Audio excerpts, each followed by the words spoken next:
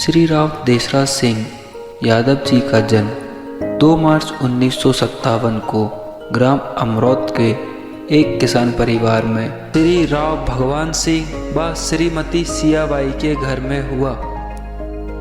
बचपन से ही राव देसराज सिंह एक प्रतिभाशाली, ओजस्वी और निर्भीक आचरण के व्यक्ति थे। भाई साहब देसराज सिंह पढ़ने लिखने में बहुत फर्स्ट नंबर थे और गांव में भी इनकी बहुत कीमत थी। पैद से गांव छोड़ फिर न कीमत थी बहुत ज़्यादा, बहुत होशियार थे, पहला नंबर थे। श्री राव साहब की शैक्षणिक योग्यता हाई सेकेंडरी तक ही रही। श्री राव शिक्षा का महत्व बहुत भलीभांति जानते थे। उसी के परिणाम स्वरूप उन्होंने चिकित्सा के क्षेत्र में आयुर्वेद रत्न की उपाधि अर्जित कर अपने ही गृह ग्राम अमरौद में ग्रामीणों को चिकित्सा सुविधा प्रदान की। श्री राव देसराज सिंह किशोर अवस्था से ही राष्ट्रीय स्वयंसेवक संघ से जुड़ गए और यहीं से उनके राजनीतिक जीवन की शुरुआत हुई। अपने संपूर्ण राजनीतिक जीवन में श्री राव भाजपा में अनेक दायित्वों का निर्वहन करते रहे। जैसे सन 1982 में वे पहली बार मंडल चंदेरी में भाजपा उपाध्यक्ष रहे। सन 1994 में प्रदेश मंत्री, किसान मोर्चा भाजपा सन 1998 से लेकर 2003 तक लगातार 2 बार भाजपा जिला अध्यक्ष जिला गुना के पद पर रहकर पार्टी को नई ऊर्जा से भरा व पार्टी का विस्तार किया। उस समय जिला अध्यक्ष भारतीय जनता पार्टी गुना के थे। रावगढ़ के चुनाव में, नगरपालिका के चुनाव में 24 वार्ड थे। हम 12 वार्ड बराबर से जीत चुके थे। अध्यक्ष का चुनाव, अध्यक्ष का वोटिंग चल रहा, काउंटिंग चल रहा था। काउंटिंग के समय में हम लगभग 100 वोट से आगे थे। कलेक्टर के द्वारा इशारा किया गया और भीतर लाठी चार्ज किया गया। लाठी चार्ज करते समय हमारे कार्यकर्ता वहाँ से भगे। राव साहब के साथ में मैं था और लाठी चार्ज के बीच में हम दोनों डटे रहे और राव साहब ने कहा कि नहीं, अपन डटे रहेंगे चौधरी साहब और अपन रिजल्ट लेकर जाएंगे। इतने में एसडीओ रावगढ़ के द्वारा कांग्रेस के कैंडिडेट को विजय घोषित कर दिया गया और वहाँ के लोकल के कार्यकर्ता भीतर आए एकदम दरवाजे पर। जैसे हम निकलने के हुए तो हमको एकदम मारने को तैयार हुए। राव साहब ने एकदम जोश से कहा कि दूर हट जाओ, नहीं मैं गोली मार दूंगा।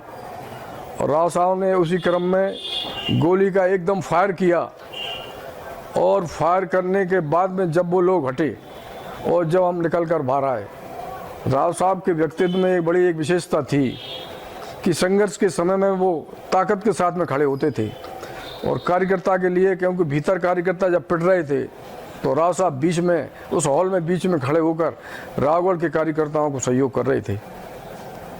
इसलिए आज राव साहब की बड़ी याद आती है कि इस संघर्ष के समय में उनका होना बहुत आवश्यक था।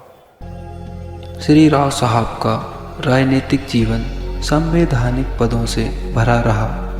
इसकी शुरुआत सन 1984 में ग्राम पंचायत अमरौद के पंच निर्वाचित होकर हुई। सन 1989 में श्री राव साहब सरपंच ग्राम पंचायत अमरौद निर्वाचित हुए, पर नियति को तो कुछ और ही मंजूर था।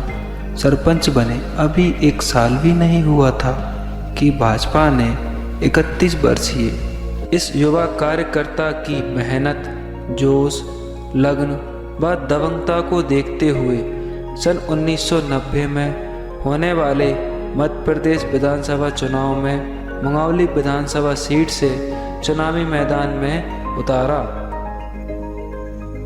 श्री राव ने न केवल अपनी जीत दर्ज की बल्कि अपने प्रतिद्वंदी कांग्रेस पार्टी के प्रत्याशी की जमानत जब्त कराई और मध्य प्रदेश विधानसभा में युवा विधायक के रूप में शपथ ली और यह क्रम सन 1998 एवं 2008 के विधानसभा चुनावों में वह चलता रहा। भाई राव देशराज सिंह जी सन 90 से हम दोनों साथ में ही पहली बार विधायक बने। राव देशराज सिंह जी विधानसभा के 3 बार के विधायक रहे। गुना जिला और असोना जिला दोनों जिले को शून्य से शिखर पे पहुंचने वाले हैं तो भाई राव देशराज सिंह जी रहे। जब वो विधानसभा में बोलते थे सत्ता पक्ष में भी रहे, प्रतिपक्ष में भी रहे, लेकिन विधानसभा जो है ना गूंजती थी। विधानसभा में जब राव देशराज सिंह जी बोलते थे, विधानसभा स्पीकर माने जब खड़े होते थे, भाई राव देशराज सिंह जी अब बोलने के लिए खड़े हो गए हैं, जरा गंभीरता से उनके विचारों को सुनने के लिए शांति बनाए रखें। राष्ट्रीय नेता तक जो है हमारे देश के प्रधानमंत्री माननीय अटल बिहारी वाजपेयी जी से भी उनके बहुत अच्छे संबंध रहे हैं। हमारे राष्ट्रीय अध्यक्ष ठाकरे जी, चाहे लाल कृष्ण एडवाणी जी हों, चाहे मुरली मनोहर जोशी जी हों, इनके बहुत ही अच्छे गहरे संबंध रहे हैं। नाम लेकर के बुलाते थे। प्रदेश में तो जो है ना सभी से, सबके साथ में, चाहे माननीय हमारे श्रद्धेय कैलाश जोशी जी हों, चाहे श्रद्धेय सुंदरलाल पटवा जी हों, जब देश शासन चाहे हमारे सरदार आंगरे साहब हों, माने इतना कोई भी बात आती थी तो सबसे पहले गुना जिले के मामले में या असोना जिले के मामले में अगर बात आती थी तो राव साहब को बुलाओ, देशराज सिंह जी को बुलाओ। देशराज सिंह जी एक जमीन के जुड़े हुए कार्यकर्ता थे। श्री राव साहब ने अपने जीवन में कभी भी अपने आदर्शों से समझौता करना नहीं सीखा। सत्य व न्याय की लड़ाई अपने आखिरी दम तक लड़ते रहे। इसका सबसे बड़ा उदाहरण बहुचर्चित लाठी तेग आंदोलन ही काफ़ी है। पापा जी का जीवन सदैव संघर्ष भरा रहा है और हमने उनको देखा है कि कभी भी किसी भी विपरीत परिस्थिति में उन्होंने कभी हार नहीं मानी। कभी हमने उनको चिंतित नहीं देखा, कितनी भी कठिन परिस्थिति हो, और उनका हौसला कभी नहीं टूटा, ना उन्होंने कभी हम लोगों का हौसला टूटने दिया है। और बड़ी बड़ी परिस्थितियाँ आई, बड़ा बड़ा बुरा समय आया, लेकिन उसके बावजूद भी उन्होंने कभी हार नहीं मानी। श्री राव साहब जीवन भर सामाजिक कुरीतियों जैसे मृत्यु भोज, नशा मुक्ति आदि के खिलाफ रहे व उन्हें मिटाने के लिए आखिरी सांस तक लोगों को जागरूक करते रहे, जिसके फलस्वरूप न केवल यादव समाज बल्कि अन्य समाजों ने भी मृत्यु भोज जैसी कुरीतियों को खत्म कर समाज को एक नई दिशा प्रदान की। स्वर्गीय देशराज सिंह जी यादव बचपन से ही सामाजिक क्षेत्र में काम किया और मृत्यु भोज एवं नशा मुक्ति के लिए लड़ते रहे। सारी समाज में जाकर जगह जगह उन्होंने इस बात का शंखनाद किया कि समाज में जो कुरीतियाँ हैं, जो मृत्यु भोज और नशा मुक्ति के लिए प्रचार प्रसार और जो भी उनसे जो होता था, सारे मध्य प्रदेश में उन्होंने काम किया। श्री राव साहब हमेशा कहा करते थे कि मेरा अब कोई निजी जीवन नहीं है।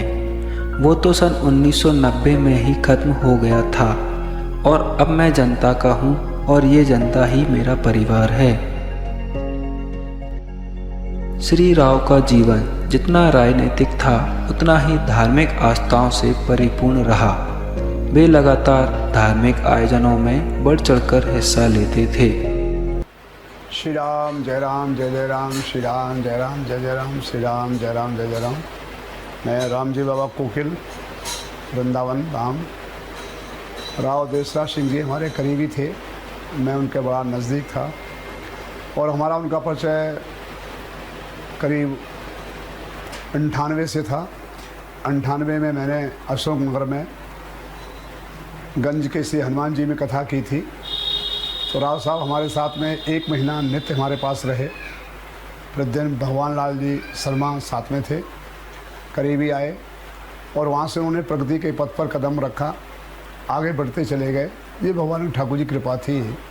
कई जन्म का पुण्य होता है तभी प्रगति के पथ पर आदमी आगे बढ़ता है। राव साहब ने अपने जीवन में बहुत प्रगति की, काफ़ी ऊंचाइयों पर गए। आने वाला भविष्य भी बड़ा उनका सुंदर था। ऐसे प्राणी परमात्मा की कृपा से ही आते हैं जो समाज के उद्धार के लिए होते हैं। जितना समय उन्होंने दिया समाज सेवा में दिया, काफ़ी ऊंचाइयाँ प्राप्ति करी। उनकी अंतरात्मा को अंत शांति प्राप्त हो, ऐसी भगवान से मंगल कामना के साथ उनका परलोक सुंदर हो, ऐसी भावना से मैं उनको आशीर्वाद प्रदान करता हूँ। ओम शांति शांति शांति। श्री राव साहब मध्य प्रदेश राज्य यादव महासभा के प्रदेश उपाध्यक्ष व अशोकनगर जिला अध्यक्ष यादव महासभा रहते हुए समाज के लिए कार्यरत रहे। अपने कार्यकाल में श्री राव ने कई बार सामूहिक विवाह सम्मेलन कराए, जिसमें आर्थिक रूप से कमजोर परिवार की कन्याओं का विवाह संपन्न कराया। संस्थान में एक धार्मिक कार्यक्रम हुआ था जो हमारे सम्माननीय गोकुल जी महाराज के मुखारबिंद से हरी चर्चा हुई थी। उस समय पूरा समाज इकट्ठा हुआ था श्री कृष्ण संस्थान में। आज मैं बड़े दुख से बोल रहा हूँ कि आज हमको राव साहब की कमी महसूस हुई। राव साहब जब भी राव देसराज सिंह किसी भी समाज का कार्यक्रम करते थे, भारी संख्या में समाज अन्य समाज के सब लोग इकट्ठे हुआ करते थे। उनकी ऐसी भावना थी कि समाज के साथ हमें सभी समाज को लेके साथ चलना चाहिए। और उनकी एक सबसे बड़ी विशेषता थी, आजकल के नेता कभी फ़ोन नहीं उठाते हैं दिन में या रात में। कोई की गरीब आदमी रात में 12 बजे भी आकर अगर राव देसराज सिंह से अपनी मुसीबत में फ़ोन लगाए और मदद मांगे, उसी वक्त वो फ़ोन लगा देते थे, चाहे किसी कलेक्टर का एसपी से क्यों ना बात करनी हो। ये राव साहब की सबसे बड़ी विशेषता थी। साथ ही हमारा समाज एक हमारे समाज का बहुत बड़ा नेता खो चुका है, उस कमी को हम कभी दूर नहीं कर सकते। साथ ही जब भी कोई हमारा बड़ा कार्यक्रम होता है, हमको राव साहब की कमी हमेशा खलती है। मैं ईश्वर से प्रार्थना करता हूँ कि वो जहाँ भी हों, ईश्वर उनकी आत्मा को शांति दे। भाई ईश्वर से प्रार्थना करता हूँ उनके जो बच्चे हैं उनमें भी धैर्य करने की क्षमता हो। और मैं उनके बच्चों से मेरी तरफ से कहना चाहूँगा कि समाज के होने के नाते हम भी उनके बच्चों को अपना आशीर्वाद दिल से समर्पित भाव से उनका सहयोग करेंगे। मैं ईश्वर से प्रार्थना करता हूँ वो जिस नई योजना में कहीं भी कदम रखे, राव साहब का नाम उज्ज्वल हो। जय श्री कृष्ण। श्री राव का जीवन व अनुशासन सब एक दूसरे के पर्यायवाची कहें तो ये अतिशयोक्ति नहीं होगा। श्री राव चाहे किसी पद पर हों या ना हों, हमेशा क्षेत्र के विकास के लिए प्रतिबद्ध रहे। उनके राजनीतिक जीवन में उनके द्वारा क्षेत्र के लिए बहुत से कार्य किए गए हैं और उन सब कार्यों को बताना तो संभव नहीं है, क्योंकि उनका बहुत लंबा कार्यकाल रहा है और बहुत सारे क्षेत्र के लिए उनके द्वारा विकास कार्य करवाए गए हैं। लेकिन मैं आपको अभी कुछ ताज़े उदाहरण दे दूं। चाहे आप सड़कें देख लें, हमारे क्षेत्र में पहले सड़कों की स्थिति ना के बराबर थी। उनके द्वारा मेहनत करके, चाहे वो प्रधानमंत्री की सड़कें रही हों, मुख्यमंत्री की सड़क रही हों या किसी अन्य मत से रही हों, जिले में सबसे अधिक यदि कहीं सड़कें डाली गई हैं तो वो मंगावली विधानसभा क्षेत्र रहा है। चाहे हाई स्कूल या हायर सेकेंडरी स्कूल की बात हम करें तो वो भी सबसे अधिक संख्या मेरे पापा जी के द्वारा उनके प्रयासों से हमारे मंगावली विधानसभा क्षेत्र के लिए सबसे अधिक हाई स्कूल एवं हायर सेकेंडरी स्कूल लाए गए। चाहे विद्युत सब स्टेशनों की हम बात करें, विद्युत सब स्टेशन भी हमारे मंगावली विधानसभा क्षेत्र में उनके द्वारा बहुत बड़ी मात्रा में बनवाए गए हैं। और अभी माननीय मुख्यमंत्री जी के द्वारा एक योजना का जो अभी शिलान्यास किया गया है, 400 करोड़ रुपए की राजघाट डैम से जो लिफ्ट इरिगेशन के नाम की जो योजना चलाई गई है, उसमें लगभग 82 गांव लाभान्वित होने वाले हैं। वो भी मेरे पापा जी का ही एक सपना रहा है और उन्हीं के सपने को माननीय मुख्यमंत्री जी के द्वारा पूरा किया गया है। चाहे आप देख लें रणछोड़ जी का पुल, चूंकि रणछोड़ जी हमारा एक बहुत बड़ा तीर्थ स्थल है और वो उत्तर प्रदेश में पड़ने के कारण और बीच में नदी होने से हम लोगों को बड़ी सुविधा आती थी, क्षेत्रवासियों को असुविधा होती थी और बड़े ही चक्कर के साथ या तो हमें ललितपुर होकर जाना पड़ता था या हमें सागर जिले से होकर जाना पड़ता था। उसके लिए मेरे पापा जी के द्वारा प्रयास करके लगभग 10-11 करोड़ रुपए का एक बहुत ही बड़ा पुल बनवाया गया है, जिससे क्षेत्र की जो जनता को असुविधा होती थी वो असुविधा भी मिटी है। और भी उनके द्वारा कई सारे विकास कार्य किए गए हैं। चाहे आप मंडी देख लें, हमारे मंगावली में मंडी बड़ी कंजेस्टेड एरिया में थी, बहुत छोटी थी, वाहनों को दिक्कत आती थी और भीड़ भाड़ लगता था, जाम हो जाता था। तो उससे समस्या से निजात पाने के लिए उनके द्वारा अशोकनगर में एवं मंगावली में दोनों ही जगह नवीन मंडियों का जो निर्माण कार्य शुरू हुआ है, जो करवाया गया है, वो मेरे स्वर्गीय पिताजी की देन रही है।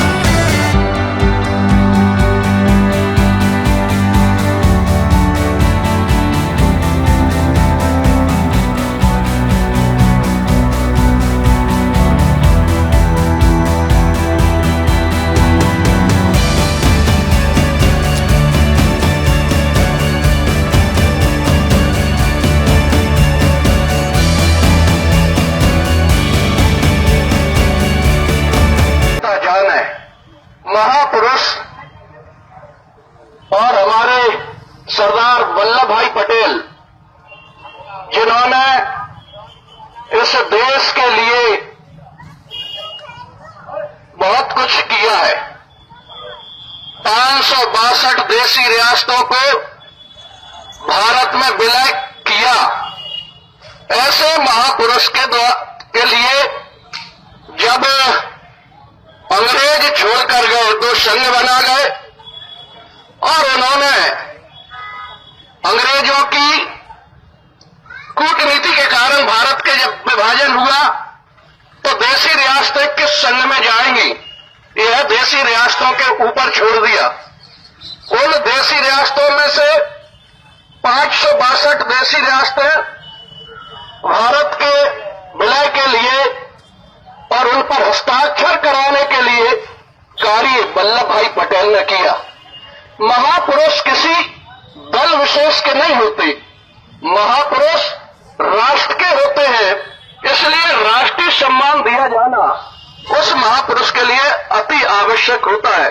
ऐसे ही सरदार वल्लभ भाई पटेल ने एक रियासत अकेले पंडित नेहरू के हाथ में थी, जिसका दायित्व खुद ने लिया था, वो थी जम्मू कश्मीर, जम्मू एंड कश्मीर। और उसका एक रियासत के विलीनीकरण के हस्ताक्षर महाराजा हरि सिंह द्वारा कर दिए जाने के बाद हमको ईयू में जाने की आवश्यकता नहीं थी। ऑल इंडिया रेडियो पर घोषणा की और वह राष्ट्र संघ के लिए समर्पित। आइए हम सब अपनी नम्र आंखों से उस महान राष्ट्रभक्त, जनता के सेवक, दबंग व सच्चाई और न्याय का साथ देने वाले योद्धा को याद करें, जो अपने अंतिम समय में भी राष्ट्र व पार्टी की सेवा करते करते भारत माता की जय का उद्घोष कर इस दुनिया को तो छोड़कर चला गया, पर हमारे दिलों में हमेशा के लिए अमर हो गया।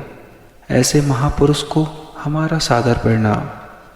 राव साहब अमर रहें।